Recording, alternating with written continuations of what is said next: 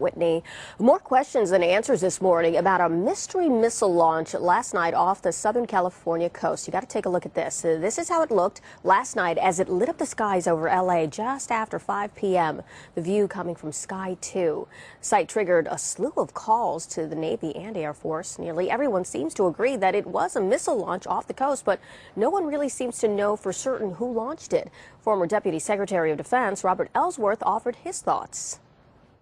It could be a test firing of an intercontinental ballistic missile from a submarine, underwater submarine, to demonstrate, mainly to Asia, that we can do that.